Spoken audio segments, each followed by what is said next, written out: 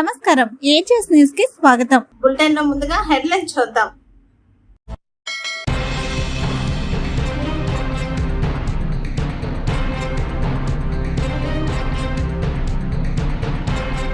Kukatpally love జిహాద్ లో కీలక విషయాలు చెప్పిన బాధిత యువతి. అప్పటికే 2 పెళ్లిళ్లు చేసుకున్న నవాజ్ హిందూగా మారినట్లు మోసగించి ప్రేమ పేరుతో వలలు వేసుకుని పెళ్లి చేసుకుని తనను మతం మార్పించాడని, అతని బంధువులతో అత్యాచారం చేయించాడని, తన ఆస్తిని మొత్తం దోచుకున్నాడని వాపోయిన మోసపోయిన యువతి.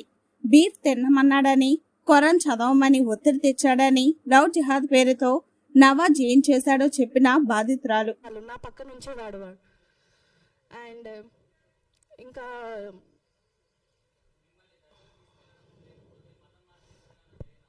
అవును సార్, జరిగింది. డిసెంబర్లో గుల్బర్గాలో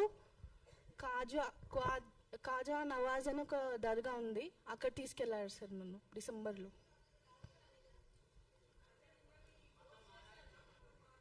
అవును చేశారు సార్.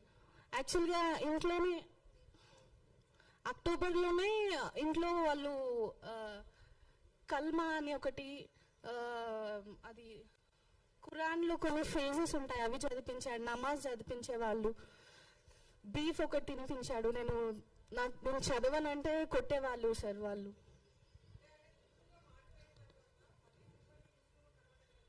అవును మ్యామ్.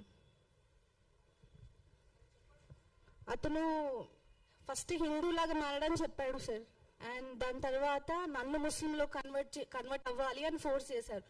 ఈవెన్ వాళ్ళ మదర్, వాళ్ళ అక్క అనిన మాటలు ఎలాంటిదంటే, ఒకవేళ నవాజ్ వాళ్ళ దాంట్లో తలాక్ అని 3 సార్లు అంటే డివోర్స్ అయిపోతుంది అని చెప్పి అని అన్నారు. అండ్ వాళ్ళ అక్క నింది, ఒకవేళ నవాజ్ నీకు డివోర్స్ ఇచ్చిన తర్వాత నువ్వే మా ఫ్యామిలీలో వేరే వాళ్ళ దగ్గరికి పంపిస్తామని చెప్పి మాట్లాడారు సార్ నాతోటి. వాళ్ళ అక్క మాట్లాడింది. వాళ్ళ అమ్మ వచ్చి కల్మా చదివించింది ఆ రోజు, వచ్చిన రోజు హైదరాబాద్కి. అండ్ అతనితో పాటు వాళ్ళ తమ్ముడు ఒకళ్ళు వచ్చారు, మునావర్ ఉన్నాడు ఆ రోజు, మిగతా 2-3 కూడా వచ్చారు.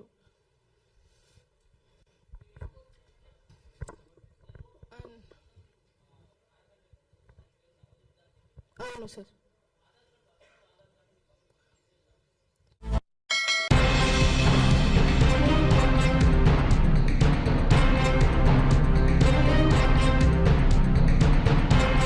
శాంతి భద్రతల పరిరక్షణ, చట్ట వ్యతిరేక కార్యకలాపాల నిర్మూలన మరియు నేర నియంత్రణే ప్రథమ కర్తవ్యంగా రెంటపాల గ్రామం నందు విస్తృత కార్డన్ అండ్ సెర్చ్ ఆపరేషన్ నిర్వహించిన పల్నాడు జిల్లా పోలీసులు.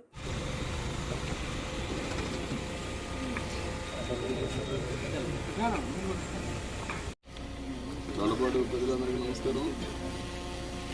ఈరోజు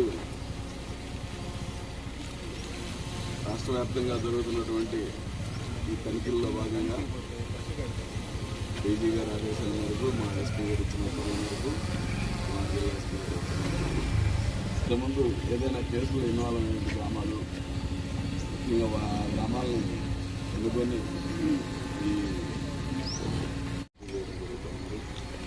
ఈ తనిఖీల్లో ముఖ్యంగా మేము చూసేది గంజా ఎక్కువగా నడుస్తూ ఉంది మధ్య. ఇప్పుడైతే ఆ బాంబులు కల్చర్ అది లేదు ఎక్కడ కూడా. ఒకప్పుడు ఉండే కదా బాంబులు, అవన్నీ మీకు తెలుసు. ఇప్పుడు ఆ బాంబుల కల్చర్ లేదు, కానీ గంజాయి బాగా విస్తృతంగా వస్తూ ఉంది. దానంతా అరికట్టే దానికోసం, ఆ గంజాయి కోసం చూస్తూ ఉన్నాము. ఇల్లు చర్చ చేయడం కానీ,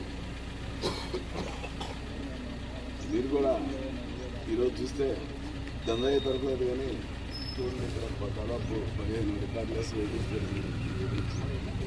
అది ఎవరే తెలియదు, ఏ రికార్డు లేదు. ఏ రికార్డు లేకుండా మీరు రేపు రోడ్డు మీదకి పోతే ఏదైనా యాక్సిడెంట్ అయిందంటే రూపాయి కూడా రాదు. మళ్ళీ తర్వాత ఆ కుటుంబం అంతా రోడ్డును పడిపోయింది.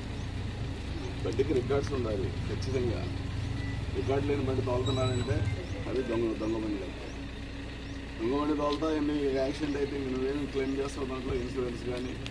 నువ్వు క్లెయిమ్ చేయకపోతే నీ బండి వల్ల ఎవడన్నా అవతల చనిపోయి థర్డ్ పార్టీ ఇన్సూరెన్స్ అంటారండి, అది రాదు. అందరికీ నమస్కారం. ఈరోజు మా పల్నాడు జిల్లా ఎస్పీ గారి ఆదేశానుసారం ఈ నర్సాపేట రూరల్ పోలీస్ స్టేషన్ పరిధిలోని ఈ దొండపాడు అనేటువంటి విలేజ్లో కార్డన్ సెర్చ్ ఆపరేషన్ చేయడం జరిగింది. సుమారు 100 మంది పోలీసులు, ఆఫీసర్లు అందరూ కలిపి పార్టిసిపేట్ చేయడం జరిగింది. ప్రతి ఇల్లు కూడా క్షుణ్ణంగా తనిఖీ చేయడం జరిగింది. ముఖ్యంగా తనిఖీల్లో భాగంగా ఊర్లో గంజాయి లేదా ఇంకా ఏదైనా అసాంఘిక కార్యక్రమాలు ఉన్నాయనే ఇల్లు చెక్ చేయడం జరిగింది. గంజాయి అయితే ఎక్కడ ఏం దొరకలేదు. బట్ రికార్డులెస్ వెహికల్స్ 15 వెహికల్స్ దొరికినాయి. అవి పూర్తిగా రికార్డు లేవు, చూసి వెరిఫై చేస్తాము. ఊళ్ళో ప్రజలందరూ కూడా ఈ హెల్మెట్ మీద, అలాగే గంజాయి గురించి, ఇతర అసాంఘిక కార్యక్రమాల గురించి అవేర్నెస్ చేయడం జరిగింది. ఇది రాష్ట్ర వ్యాప్త కార్యక్రమంలో భాగంగా ప్రతి విలేజ్ కూడా చేయడం జరుగుతూ ఉంది. ఇప్పటికే దాదాపు 50 విలేజ్ల్లో చేశాము. ఇది కంటిన్యూగా ఎలక్షన్ వరకు జరుగుతూ ఉంది. Thank you.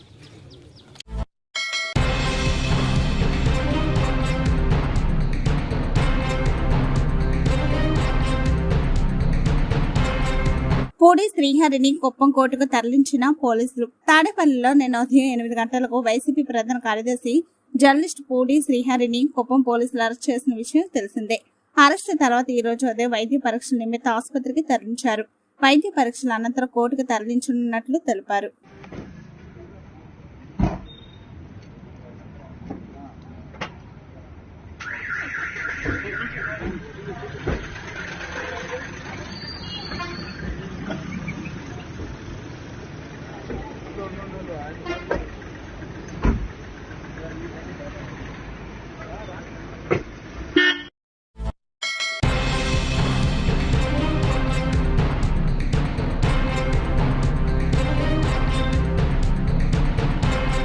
ఈ ప్రభుత్వ అసమర్థతను, ప్రజలకు చేస్తున్న మోసాలను ప్రజలకు చెప్పడమే నేరమైంది. కూటమి ప్రభుత్వ తప్పిదాలను మీడియా పరంగా ప్రజలకు తెలియజేస్తున్నందుకు చంద్రబాబు ప్రభుత్వం వైఎస్ఆర్ కాంగ్రెస్ పార్టీ ప్రధాన కార్యదర్శి మీడియా విభాగం శ్రీహరి గారిపై కక్ష కట్టింది. ఆయన అక్రమంగా అరెస్ట్ చేసింది. కాసు మహేష్ రెడ్డి మాజీ ఎమ్మెల్యే. వైఎస్ఆర్సీపీ రాష్ట్ర ప్రధాన కార్యదర్శి మీడియా ఇన్ఛార్జిగా ఉన్న శ్రీహరిని అక్రమంగా పోలీసులు అరెస్ట్ చేయటం తీవ్రంగా ఖండిస్తున్నాం. గతంలో చెప్పినట్టే ఆంధ్ర రాష్ట్రంలో రాజకీయాలు నడవట్లేదు. ఫ్రాక్షనిజం నడుపుతున్నాడు చంద్రబాబు నాయుడు గారు రాష్ట్ర స్థాయిలో. గతంలో ఫ్రాక్షనిజం అంటే ఏదో ఒక నియోజకవర్గానికో ప్రాంతానికో పరిమితమయ్యేది. కానీ ఈ రోజున చంద్రబాబు నాయుడు గారు చేస్తున్న రాజకీయం 2 పార్టీల మధ్య ఫ్రాక్షన్ నడిపినట్టుంది. ఎవరో ఎక్కడో సోషల్ మీడియా పోస్టు పెడితే దానికి రాష్ట్ర ప్రధాన కార్యదర్శిని అరెస్ట్ చేయడం ఎంతవరకు సమంజసం ఆలోచించుకోండి. ఇదే ధోరణి కొనసాగితే రేపు తెలుగుదేశంలో ఉన్న పత్రికలు కావచ్చు, పత్రికాధిపతులు కావచ్చు, విలేకరులు కావచ్చు, లేదు సోషల్ మీడియా వాళ్ళు కావచ్చు, ఎటువంటి పరిస్థితులు ఎదుర్కోవాల్సి వస్తుందో జగన్మోహన్ రెడ్డి గారి చేతుల్లో ఆలోచించుకోమని చెప్తున్నా. కానీ ఆలోచించే పరిస్థితిలో చంద్రబాబు నాయుడు గారు లేరు. ఫ్రాక్షనిజాన్ని కొనసాగిస్తున్నాడు.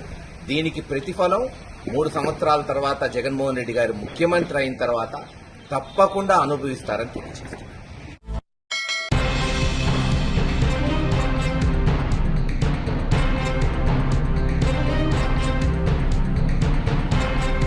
పసి ప్రాణాన్ని కాపాడిన ఆవు.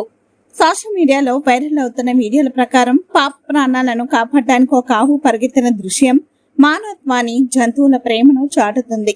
ఈ వీడియో రైల్వే ట్రాక్ పై జరిగినట్లు తెలుస్తుంది.